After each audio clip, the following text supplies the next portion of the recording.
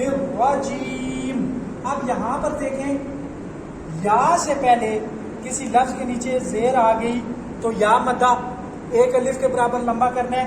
تو جیم، یہاں جیم پہ یا سے پہلے جیم کے نیچے زیر آ گئی.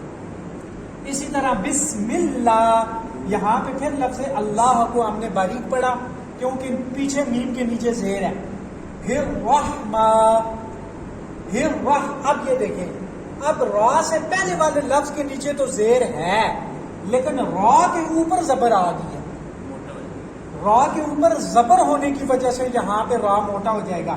اگر یہاں پہ را کے نیچے بھی زیر ہوتی، را سے پیچھے والے لفظ کے نیچے بھی زیر ہوتی تو پھر ہم را کو باریک ادا کرتے. یہ جو میں نے لکھا ہوا ہے لفظ را سے پہلے اور را کے نیچے زیر آنے کی صورت میں باریک پڑھیں گے، لیکن یہاں پہ را کے اوپر زبر آ گیا ہے تو را کو موٹا کریں گے.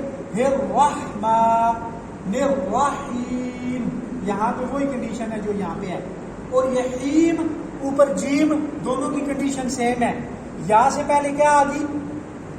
یا سے پہلے زیر آ گئی. الف مدہ، واو مدہ، یا مدہ، یہ آپ نے یاد رکھنا ہے. قرآن پاک میں الف سے پہلے کسی بھی جگہ پہ زبر آ جائے، واو سے پہلے کسی بھی جگہ پہ پیش آ جائے، یا سے پہلے کسی بھی جگہ پہ زیر آ جائے، یہ الف مدہ، واو مدہ اور یا مدہ کہلائیں گے. پہلے تو یہ تعوذ میں آپ نے یہ چیزیں کلیئر کر دی ہیں. بقایا میں نے آپ کو حروف تہجی لیسن نمبر 1 کی پریکٹس کرائی ہوئی ہے. موٹے حروف آپ کے سامنے لکھے ہوئے ہیں، نرم حروف آپ کے سامنے لکھے ہوئے ہیں، سیٹی والے حروف بھی آپ کے سامنے لکھے ہوئے ہیں. یہ آلریڈی جو صبح میں نے ویڈیو بھیجی ہے اس میں میں نے ادائیگی ان کی بھیجی ہوئی ہے. ایک چیز ہماری رہ گئی تھی ہم آواز. حروف تہجی میں کچھ الفاظ ایسے ہیں جن کی آواز ایک دوسرے سے ملتی ہے لیکن ادائیگی میں فرق ہے، جیسے تا، تو. اب دونوں کی آواز آپس میں ملتی ہے، ہماری غلطی ہی ادھر ہے.